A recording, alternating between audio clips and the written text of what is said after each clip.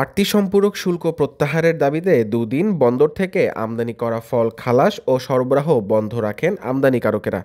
এর প্রভাব পড়েছে পাইকারি ও খুচরা বাজারে। আপনার ওই আনার, আঙ্কুর, মালটা, আপেল, কমলা ওগুলোর কিন্তু ডিটি কমায় নাই, অনেক বাড়াইছে আরও। এখন যেভাবে ডিটি নিচ্ছে হিসাব করলে কেজি 130 টাকা 35 টাকা কেজিতে পড়ে।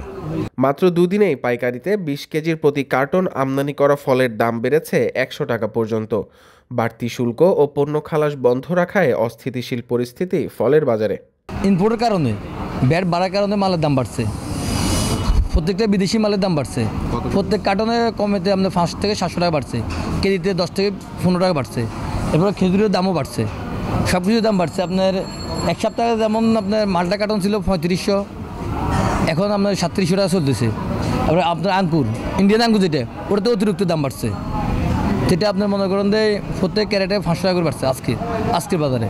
এরপর আনারের দাম, ইন্ডিয়ান আনারেরও দাম বাড়ছে। এরপরে আপেল, আপনার ফুল হ্যান্ডের আপেল যেটা, ওটা ছিল 4700, আজকে হচ্ছে 5400 টাকা।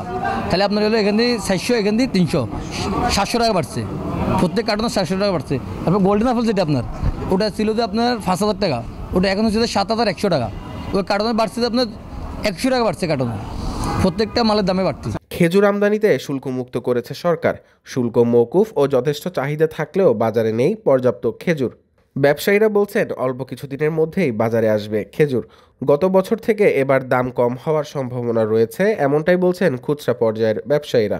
খেজুরের শুল্ক কমাইছে তো, কিন্তু এইটা তো আসে না। এই যে খেজুরের ডিটি যেটা কমছে, এটা কিন্তু এই যে উঠে নাই, কিছু কিছু উঠছে, কিছু কিছু উঠে নাই, বাজারজাত হয় না। এই যে দাম ঊর্ধ্বমুখী হওয়ায় আশানুরূপ ক্রেতা পাচ্ছেন না খুচরা পর্যায়ের ব্যবসায়ীরা।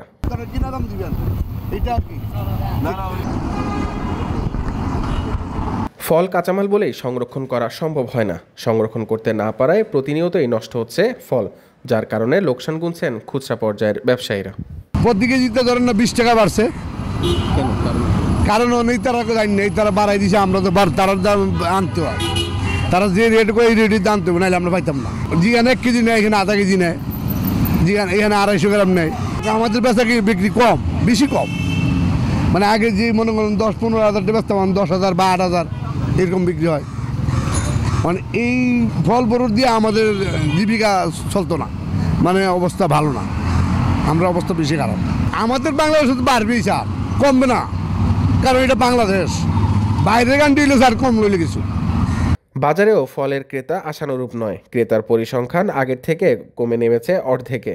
নিম্ন আয়ের মানুষদের কাছে ফল কিনে খাওয়াটাও অসম্ভব হয়ে পড়েছে। আর ফল টল আর আমরা তো কিনতে কেমনে পারি, সারাদিন রুজি করিয়া টাকা পাই 500 টাকা। এখন ফল করবো না বাজার করবো, কোনটায় যাবো? যে ভালো খাবার গেলে ঠিক আছে, তাহলে একটা কমে ভালো খাইতে হবে আমাকে, তাছাড়া আমরা ভালো খাইতে পারবো না।